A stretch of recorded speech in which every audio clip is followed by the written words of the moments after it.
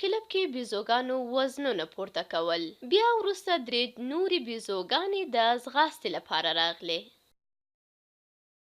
چې ټول ټال 12 بیزوګانې سوې.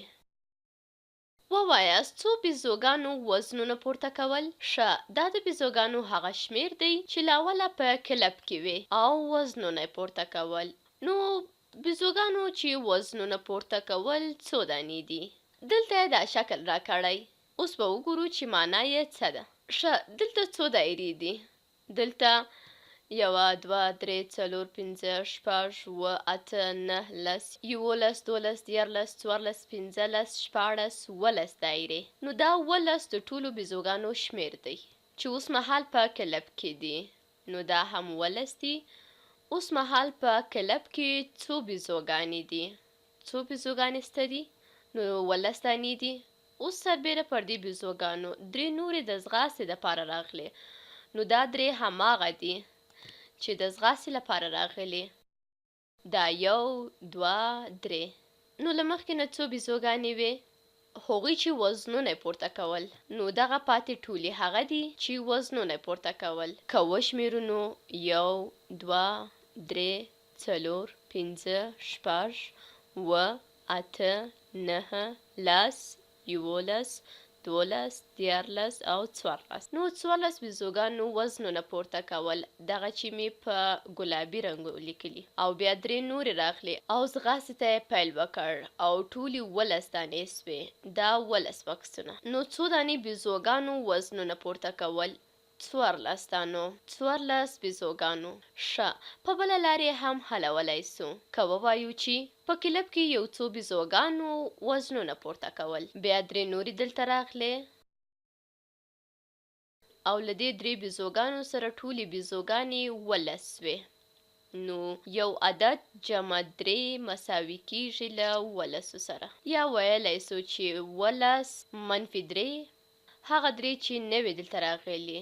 نو د دې افادې حاصل به موږ ته د مخکینیو بیزوګانو شمیر راکړي. په هره لاره چې حل کړو باید موږ ته 14 په لاس راسي. 17 منفي 3 که اوس داسې ووایو چې دا 17 له 11 ګونې او 7 یوګونو څخه جوړ سوي او که 3 یوګونې ترې لرې کړو لکه 7 منفي 3 چې 4 کیږي نو 17 منفي 3 به هم مساوي سي له 14 سره.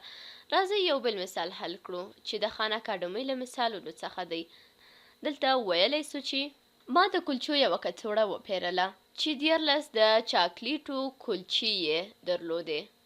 بیا کوچنۍ خور مې ترې ځینې کلچې وخوړلې او ما سره 8 دانې پاته سوې. 8 دانې را سره پاته سوې. نو زما خور څو کلچې خوړلې؟ ما سره په کڅوړه کې 14 کلچې وې. 14 کلچې. خور مې هم ترې ځینې وخوړلې. نو دا کلچې ختمې سوې او باید له نورو نه یې منفي کړو. خور چې مې وخوړلې هغه به په سوالیه وښیو. نو څو کلچې مې خور خوړلي؟ د هغې د خوړلو وروسته ما سره 8 دانې پاته سوې. 8 دانې کلچې. نو 14 منفي یو عدد مساوي دی له 8 سره. او یا په بله لاره که وغواړو د سوالیې دپاره یې حل کړو نو ویلی سو چې 14 تاسو شاید ووایاست چې هو 14 منفي 5 مساوي کیږي د 8 سره. نو د سوالیې قیمت به هم مساوي سي له 5 سره. او یا هم ویلی سو چې 14 منفي 8 14 منفي 8 مساوي کیږي له سوالیې سره. مساوي کیږي له سوالیې سره. یا هم وایو چې ما سره 8 کلچې پاته دي. ما سره پاته دي 8 کلچې او کوچنۍ خور مې ځینې کلچې خوړلي. نو دا هغه دي چې ما سره پاته دي جمع د هغو سره چې زما خور خوړلي. نو دا ټولې هغه کلچې دي چې له ما سره وې له اوله چې ما درلودې. نو د سوالیې ځواب مو پیدا کړ چې مساوي کیږي له 5 سره. نو خور مې 5 کلچې خوړلې وې. اوس پوښتنه دا ده کوم ځواب د پوښتنې په حلولو کې زموږ سره مرسته کولی سي؟ ښه نو په دې خو پوه سوو چې د سوالیې ځواب مو 5 دی. نو 14 منفي 5 مساوي په 8 سره. اوس به یې ولیکو. د دې سوالیې پر ځای یې قیمت لیکو. نو د سوالیې پر ځای لیکو چې 14 منفي 5 مساوي 8 چې یوه سمه افاده ده او د دې پوښتنې عددي بڼه ده. کیدای سي چې دا سم ځواب وي خو نه دی ځکه دا 14 جمع 5 دی او 14 منفي 5 مساوي 8 دلته لاندې دی. نو له 14 کلچو نه مې 5 خور وخوړې او ما سره پاته سوې 8 کلچې. اوس به دا بل ځواب وګورو. 14 منفي 8 چې مساوي په 5 کېږي، خو دلته 14 منفي 8 مساوي 5 نه لرو. نو لاړ به سو بل ځواب ته. اوس دلته هم د سوالیې قیمت 5 دی، نو 8 جمع 5 مساوي په 14 سره. 5 جمع 8 مساوي 14 چې دا هم ګټور ځواب دی ځکه پوهیږو چې 5 جمع 8 14 کېږي. یعنې کومه کلچې چې را سره پاته دي جمع د خور خوړل سوي کلچو سره می مساوي کېږي له 14 سره چې له اوله را سره وي.